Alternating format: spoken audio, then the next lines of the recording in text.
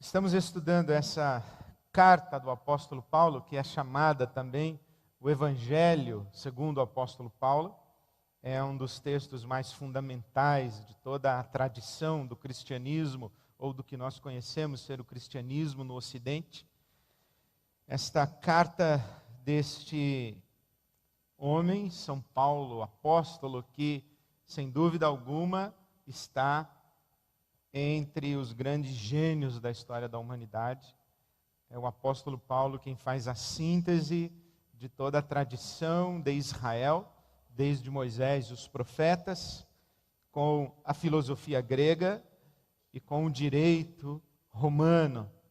Por isso é que essa carta de Paulo aos Romanos é um texto tão extraordinário. E ele diz que esta carta trata do Evangelho de Deus. Quando nós pensamos no Evangelho, logo nós imaginamos que isso diz respeito a duas grandes experiências. A primeira é a expectativa de ir para o céu depois da morte. O que é ser um cristão evangélico? É ser alguém que acredita que Jesus é o seu Salvador, que aceitou Jesus como seu Salvador e que, portanto, quando morrer, não vai para o inferno, vai para o céu. E a segunda grande experiência do ser cristão evangélico nesse tempo, no nosso país, quer dizer ter um Deus que age em favor dos seus. Isto significa que, basicamente, ser cristão evangélico é equivalente a ter uma expectativa do céu e uma expectativa da bênção. Evidentemente que há dimensões de verdade nessas duas expectativas, mas elas, com certeza, especialmente aqui nessa carta do apóstolo Paulo, estão distantes do que se pode entender o Evangelho de Deus. De que trata o Evangelho de Deus?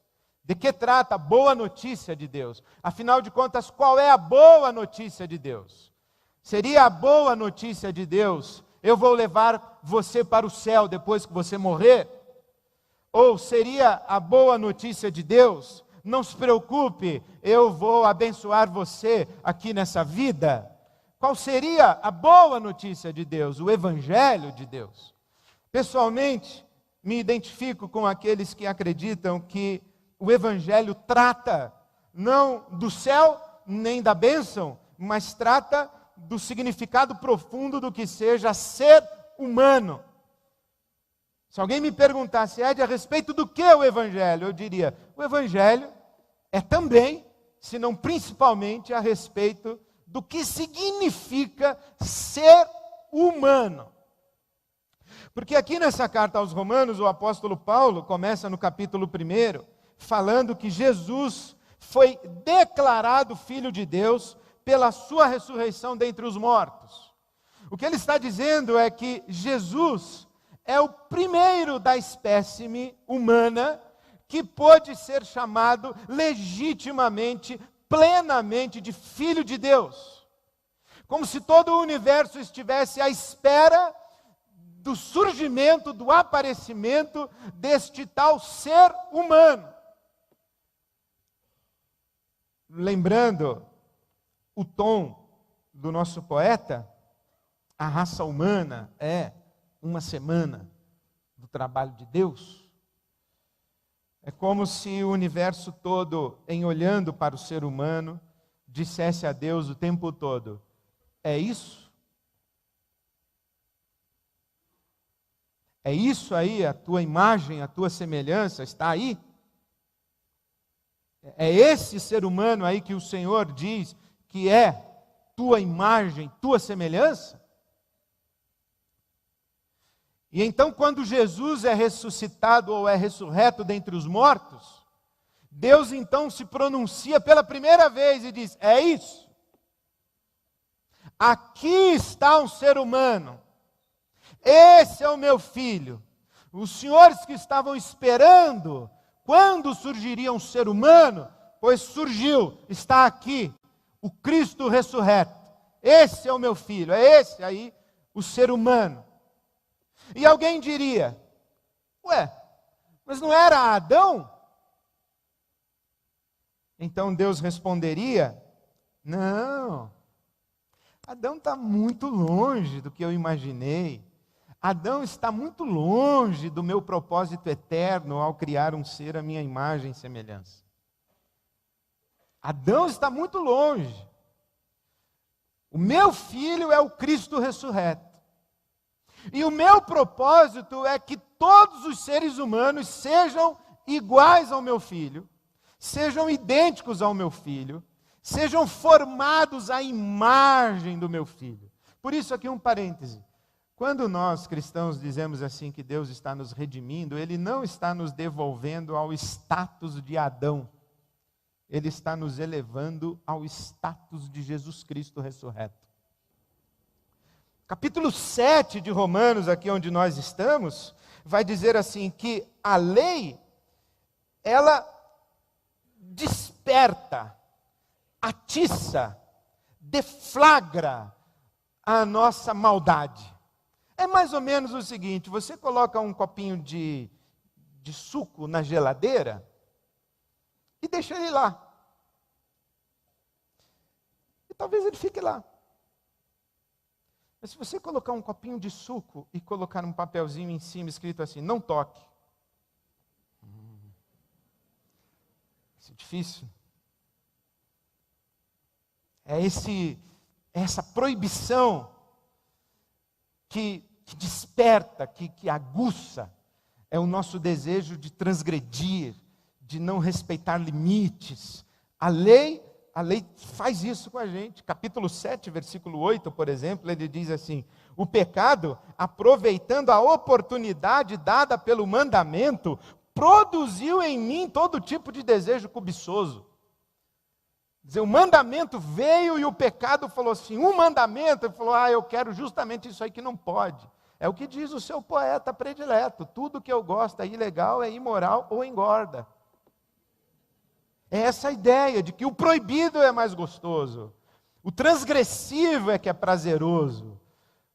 Então a lei, e a lei de Moisés, no raciocínio do apóstolo Paulo, vem trazendo para nós essa consciência de que nós estamos desfigurados, de que nós estamos distantes de Deus. A lei é que nos dá consciência de pecado e que atiça o nosso pecado. Em outras palavras, a lei, ela nos humilha, ela nos coloca de joelhos. A lei vem com essa conotação. Ela não é um caminho de justiça, para que a gente, em andando pela lei, ou obedecendo à lei, a gente vá subindo na direção de Deus.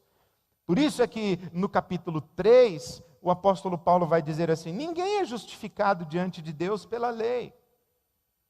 Não dá para obedecer a Deus plenamente.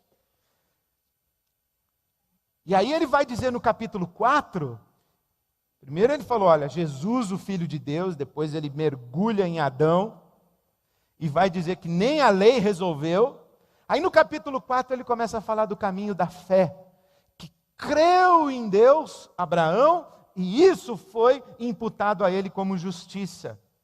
Não a virtude dele, Abraão, mas o fato de confiar no Deus que o chama para a vida. E aí então ele começa a subir. Ele começa a subir e no capítulo 5, então, ele sobe bem alto. E ele diz assim: porque é verdade que nós estamos identificados com Adão, e que nós mergulhamos para longe de Deus e caímos em densas trevas. Fomos ao abismo profundo de distanciamento de Deus. Mas também é verdade que Deus nos chama de volta para a vida.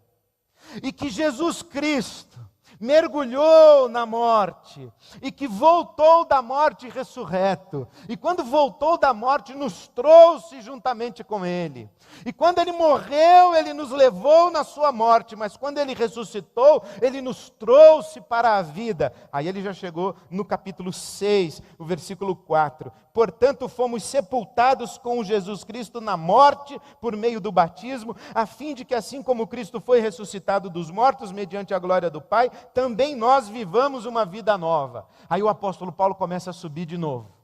E Cristo vem nos trazendo. Aí ele diz assim: olha, então em Cristo Jesus nós morremos para o pecado. Nós morremos para o pecado e agora nós não estamos mais debaixo da lei, mas debaixo da graça. Capítulo 6, versículo 14. E aí o apóstolo Paulo diz assim: olha, então, já que Cristo nos levou com Ele na sua morte e nos trouxe com Ele na sua ressurreição, veja esse mergulho que ele faz, né? Ele vai lá no profundo abismo e sobe de novo. Aí quando ele está aqui em cima, ele diz assim: então, não entreguem-se ao pecado, não sirvam ao pecado, à injustiça, mas consagrem-se a Deus, vivam para Deus, vivam dando glórias a Deus e dizendo sim para Deus.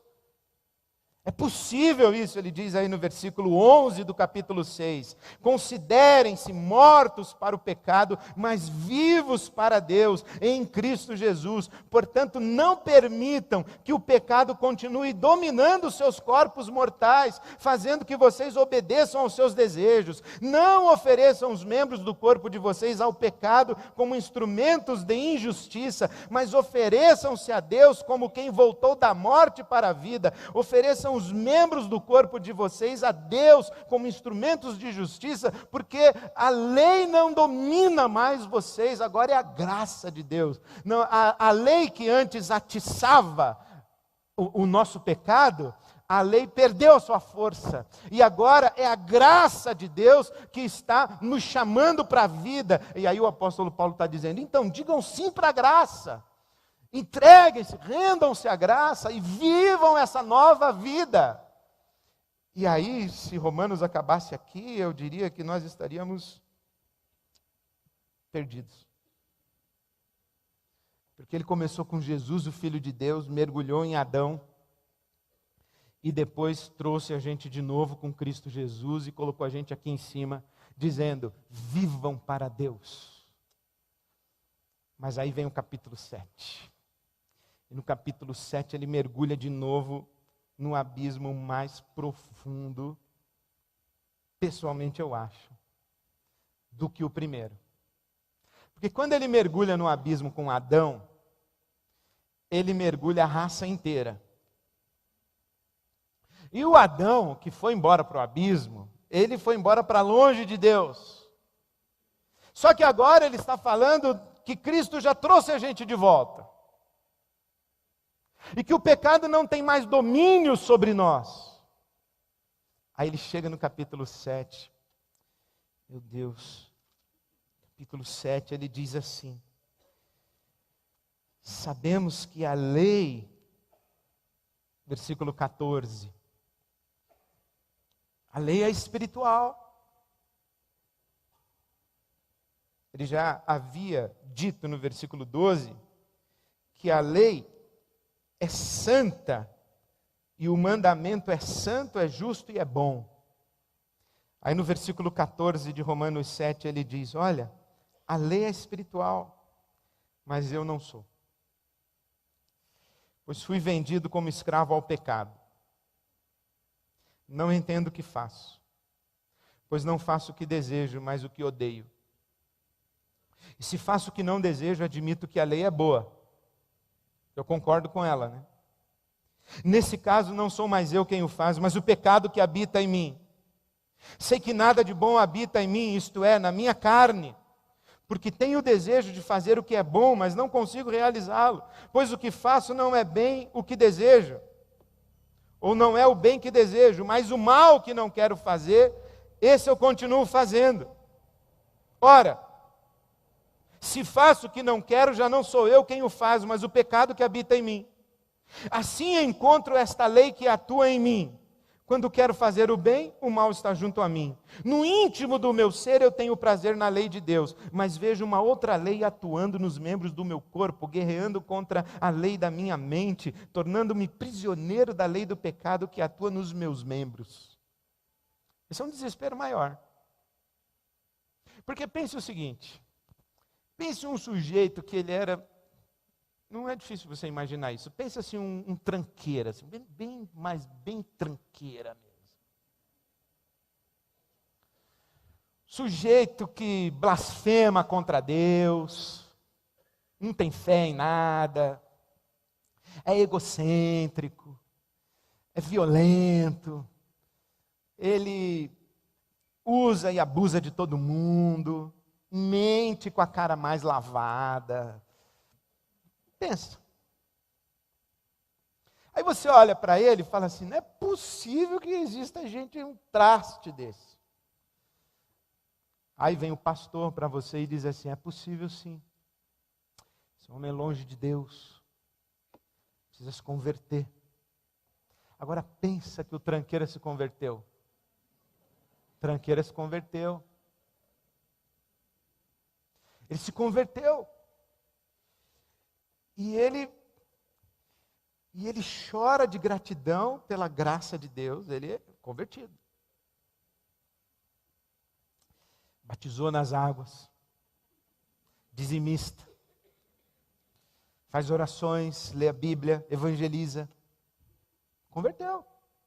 Não se envergonha da sua fé.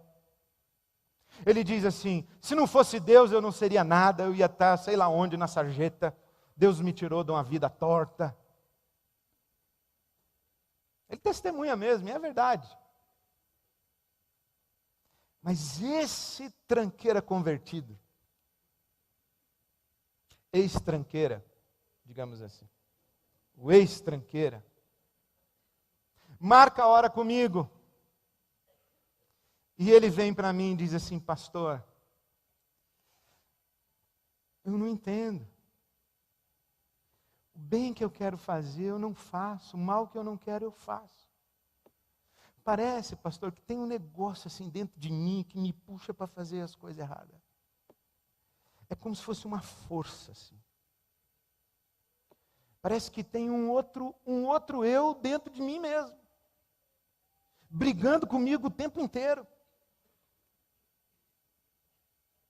Aí eu digo assim, e tem mesmo. A Bíblia chama esse cara aí que briga contigo o tempo inteiro, é um outro você dentro de você, chama de velho homem. E a Bíblia diz que ele está morto. Aí o ex-tranqueira diz assim, pastor, mas acho que ele não está não. Acho que ele está vivo. Não, ele está morto. Capítulo 6, versículo 6. Pois sabemos que o nosso velho homem foi crucificado com Cristo, para que o corpo do pecado seja destruído e não mais sejamos escravos do pecado, pois quem morreu foi justificado do pecado. Aí está falando que ele foi morto. E aí esse homem diz assim, mas pastor, eu às vezes, eu acho que ele está vivo.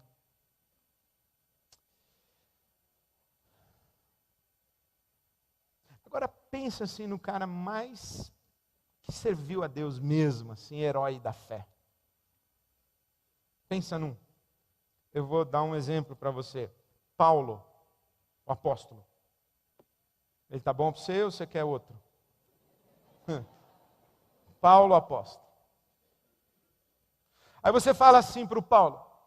Ô Paulo, imaginando que você tivesse essa intimidade toda. Ô Paulo, você é um ser humano tipo Adão ou você é um ser humano tipo Cristo? Aí o Paulo ia dizer, eu sou tipo Cristo. Eu já fui um Adão pleno. Inclusive eu me compreendia como o pior dos pecadores. E a graça de Deus me alcançou na estrada para Damasco, e eu ia para lá, eu ia matar os cristãos, eu ia respirando ódio contra esse Jesus, o falso Messias, e eu era Saulo de Tarso. Mas Cristo me alcançou, a graça me alcançou, e Ele me transformou, e agora eu sou um ser humano mais Cristo do que nunca, e Cristo, eu não sou Adão. Eu digo assim, mas diga para mim, o Adão que você era, morreu? Aí ele responderia assim para mim, pela fé. pela fé morreu. Mas de vez em quando eu me olho no espelho, ele aparece. Aí eu levo um susto, eu jogo água no rosto, esfrego os olhos e o Adão desaparece. Mas daí passa um tempo, eu olho no espelho, o Adão aparece de novo. E eu estou começando a ficar desesperado. Falei, e aí, Paula? Falou, e aí que eu comecei a lutar contra esse Adão, esse cadáver que eu carrego. E esse cadáver de vez em quando ele fica vivo. Esse cadáver de vez em quando ele vem, assume o controle. Ele fala coisas e quando eu me arrependo. E aí eu falo, foi o Adão. Foi o maldito do Adão.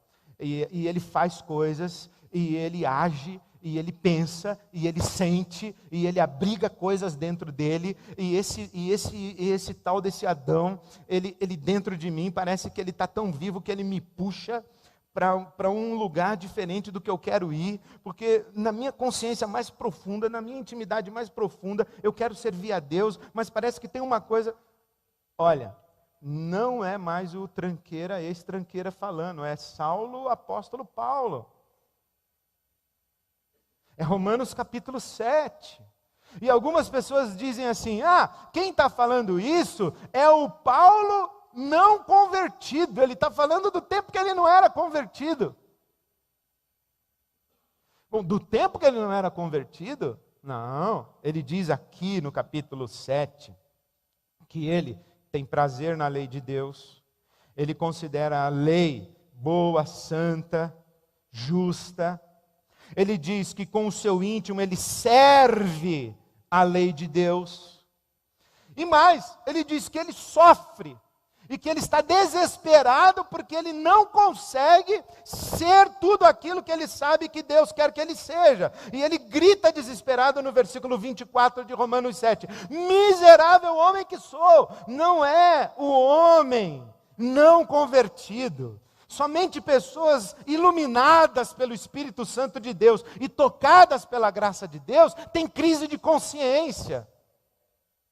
Somente pessoas que foram tocadas pela graça de Deus e conheceram o amor de Deus e que já se viram em Jesus, o Cristo, somente essas pessoas sofrem com o seu pecado. As outras ele descreveu no capítulo 3.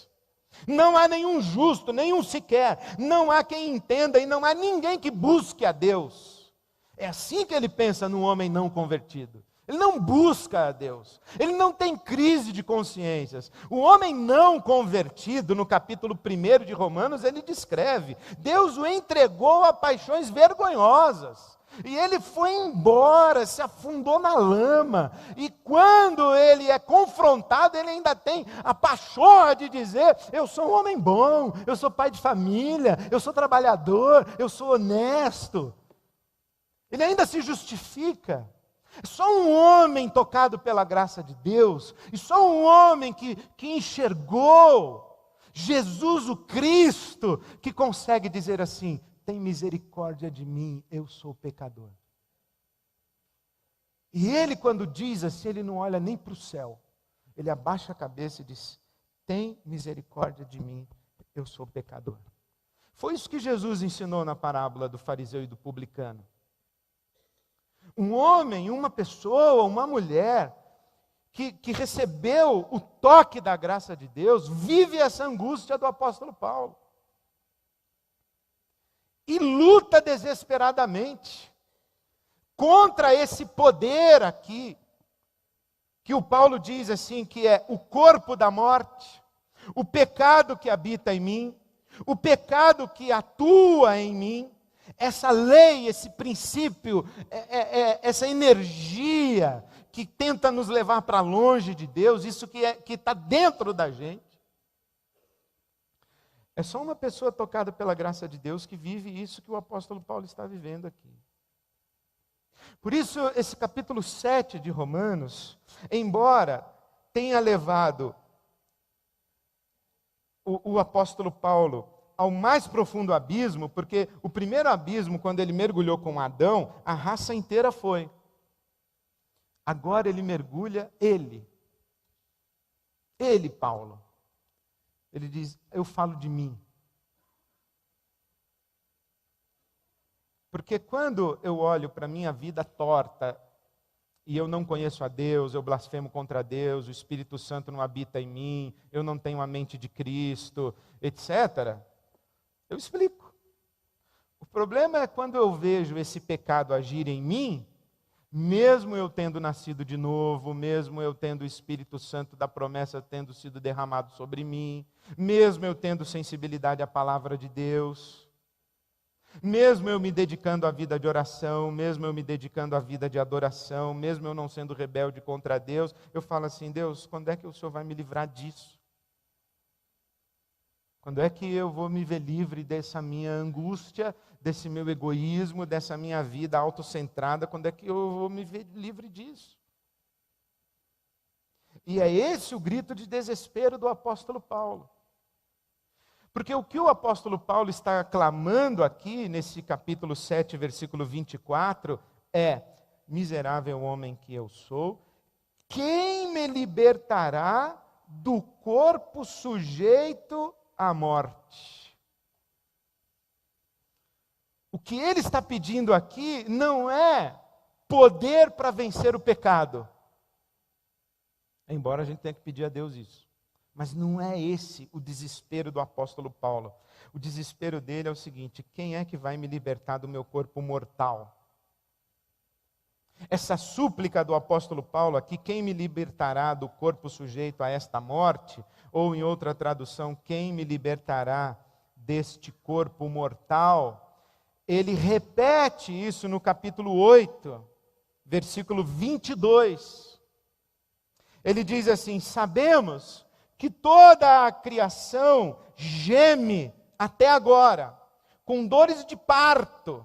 E não só isso, mas nós que temos os primeiros frutos do Espírito, gememos interiormente, esperando ansiosamente a nossa adoção como filhos, a saber, a redenção do nosso corpo mortal. Qual é o clamor do apóstolo Paulo? É o clamor pela ressurreição. Ele diz assim que quando nós tivermos o nosso corpo mortal revestido de imortalidade, o nosso corpo corruptível revestido de incorruptibilidade, então nós finalmente seremos seres humanos iguais ao Cristo ressurreto. Isso para nós é consolador. É que a nossa luta contra esse poder que atua em nós, o poder do pecado, que ele chama aqui no capítulo 7, a nossa luta é a luta própria das consciências iluminadas pelo Espírito Santo de Deus. É a luta própria daqueles que já receberam os primeiros frutos do Espírito, de Romanos capítulo 8, versículo 23.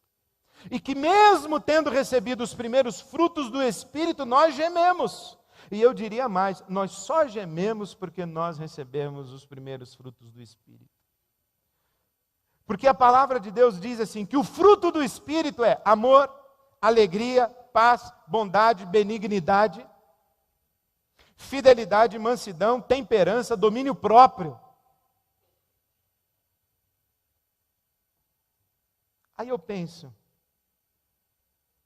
eu não tenho tudo isso, Deus.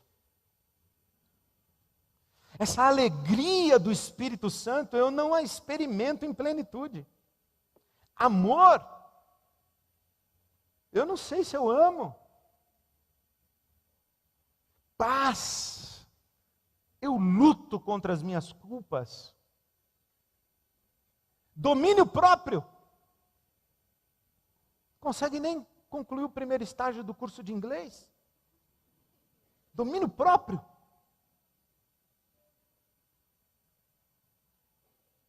Paciência, benignidade. Benignidade é a capacidade de conviver com gente sangue ruim sem perder a cabeça. E paciência é a capacidade de atravessar dias difíceis sem perder a cabeça. Isso é o Espírito Santo que nos dá. Mas eu convivo com gente ruim, em vez de amar, eu digo, oh Deus, o Senhor arruma cada filho, hein? Eu falo, eu não tenho esse fruto todo. Eu estou muito longe de ser como Jesus. Então, quando eu leio Romanos capítulo 7, esse desespero do apóstolo Paulo, eu ouço Deus me consolar dizendo assim, sim, meu filho, você não é mesmo, mas você será, quando eu libertar você do seu corpo mortal. Você será. E o fato de você estar angustiado, e o fato de você ter vergonha de você mesmo, e o fato de você se dar conta de que precisa estar de joelhos diante de mim o tempo inteiro, é um grande sinal de que o meu Espírito já repousa sobre você, já está na sua vida. E o fato de você se indignar com o pecado, e de você lutar contra ele, é um grande sinal de que os primeiros frutos do Espírito já lhe foram dados. Então isso me consola muito. Mas o que me consola mais ainda é o versículo 25. Quando ele diz assim, graças a Deus por Jesus Cristo nosso Senhor. Graças a Deus por Jesus Cristo. Porque ele repete no capítulo 7, versículo 25, o capítulo 6, versículo 23. Quando ele diz, o salário do pecado é a morte, mas o dom gratuito de Deus é a vida eterna por Cristo Jesus nosso Senhor. Então eu digo assim, graças a Deus por Jesus Cristo. Graças a Deus porque Deus não me olha mais em Adão, Deus me olha em Cristo. Graças a Deus porque agora Deus não me trata mais de acordo com o meu pecado, mas me trata de acordo com o mérito de Cristo. Graças a Deus que Deus não me trata mais debaixo do tacão da lei, mas Ele me trata na graça. Graças a Deus que eu já enxerguei que eu sou um miserável homem que tem que cair de joelhos diante de Deus. Graças a Deus eu já luto contra o pecado. Graças a Deus eu posso ouvir o capítulo 8, versículo 1. Nenhuma condenação há para os que estão em Cristo Jesus. Graças a Deus por Cristo Jesus. Graças a Deus, porque hoje, embora eu viva lutando contra esse pecado que habita no meu corpo mortal, graças a Deus, porque embora eu saiba que eu não sou perfeito e não sou tudo o que Deus quer que eu seja, e que embora essa minha imperfeição, ela vaza de vez em quando, e as pessoas percebem. Graças a Deus, porque apesar disso, eu já não vivo mais com medo e oprimido pela culpa. Graças a Deus. Graças a Deus que o pecado não é mais o poder determinante da minha vida. Graças a Deus. O pecado não é mais o poder determinante da minha vida. Graças a Deus que por causa do poder da ressurreição de Jesus Cristo, eu posso sim oferecer-me como servo da justiça. Eu posso sim viver para Deus e servir a Deus. Graças a Deus por Jesus Cristo. Graças a Deus. Então eu os convido a dizer graças a Deus. Graças a Deus, e nós vamos cantar graças a Deus, e nós não temos sequer palavras, quando nós cantamos assim, como agradecer, como expressar,